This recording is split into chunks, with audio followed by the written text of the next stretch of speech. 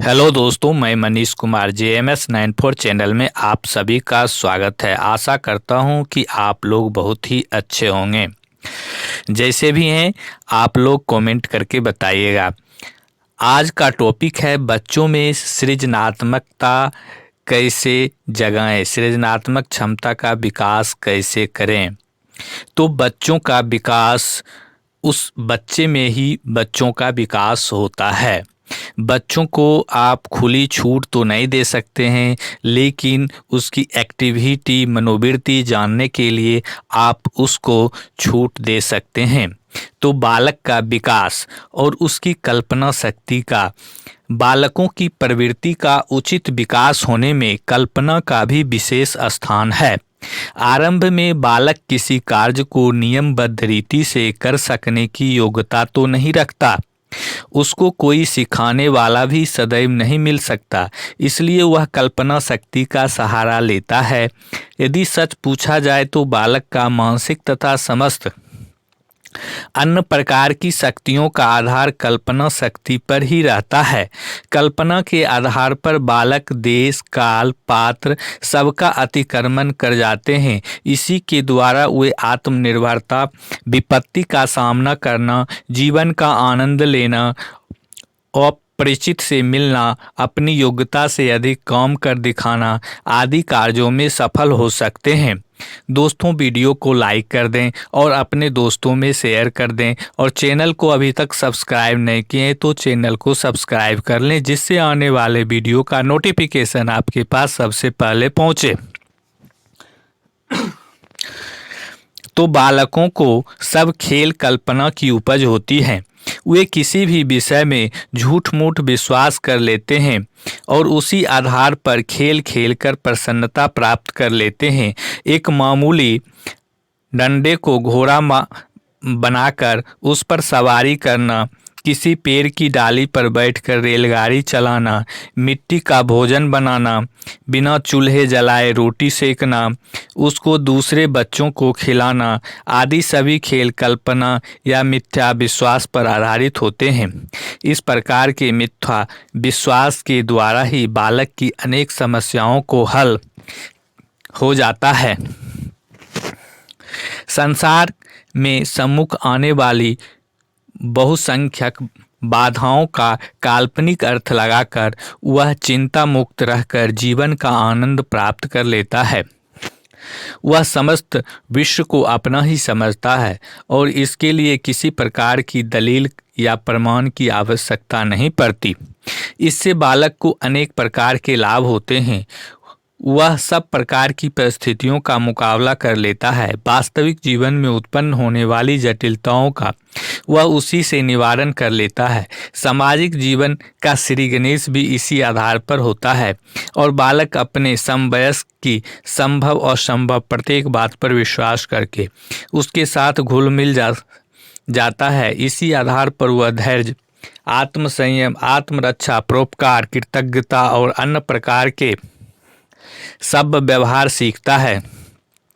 उस समय यद्यपि ये सब काल्पनिक खेलों के रूप में होते हैं, पर प्रत्यक्ष रूप से बालक के स्वभाव के अंग बनते चले जाते हैं। इसी प्रकार उसके स्वभाव में जो परिवर्तन होता है वह शिक्षकों की किसी भी शिक्षा द्वारा नहीं हो सकता। इस अवसर पर बड़े लोगों का कर्तव्य ही है कि बालक जो कुछ काल्पनिक जगत में सीखता है, चतुरतापूर्वक उसे वास्तविक जगत में भी अनुभव कराते हैं। यदि वह वास्तविक जगत में काल्पनिक जगत की बातों से विपरीत परिस्थिति दिखेगा तो उसका विकास बिल्कुल उलट जाएगा और वह अविश्वासी, झूठा तथा दुर्गुणी बनने लगेगा। जैसे जैसे बालक बड़ा होता जाता है, वह कल्पना प्रक्रिया पूर्व परीक्षा पेचीदा होती जाती है। अब वह अपने मन में स्वयं की तरह तरह की कल्पनाएं करके नाटक के पात्र को तरह अनेक प्रकार के अभिनय करते रहता है। अनेक प्रकार की कल्पनाएं करता हुआ वह उसमें अपने को नायक मानता है। वह अपनी शक्ति और योग्यता के अनुसार तरह तरह की कठिनाई और समस्याओं की कल्पना करके उत्साह, साहस, धैर्य, परिश्रम के द्वारा उन पर विजयी बनने का स्वप्न भी देखता है।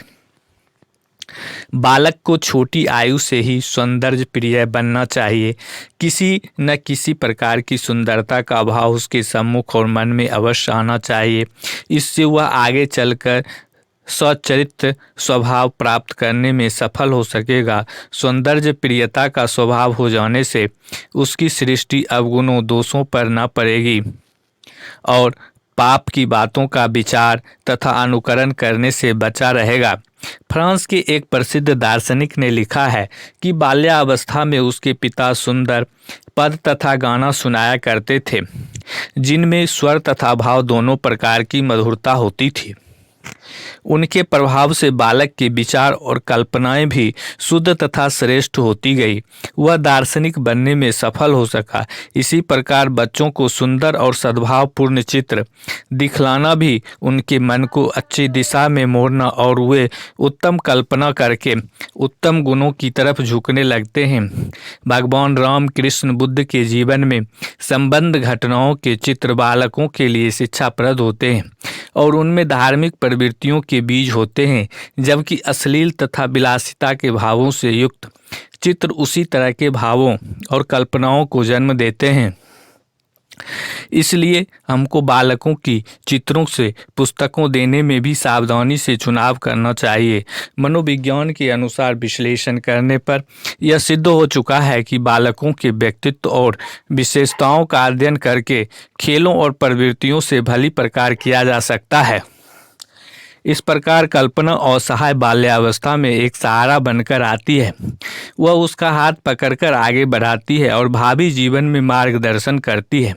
इस प्रकार बालक के सामान्य विकास में कल्पना का महत्वपूर्ण स्थान रहता है।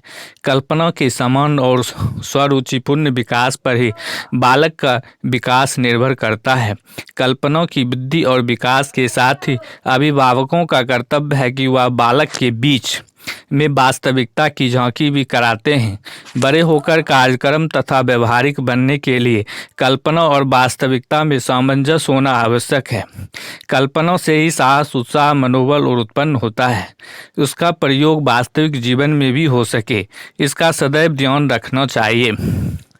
बच्चों की ऊर्जा यदि सृजनात्मक क्रिया में लग जाए तो ठीक है, अन्यथा विध्वंसात्मक दिशा में जाने पर वह हानिकारक सिद्ध होती है। दोस्तों, यहाँ तक वीडियो देखने के लिए धन्यवाद।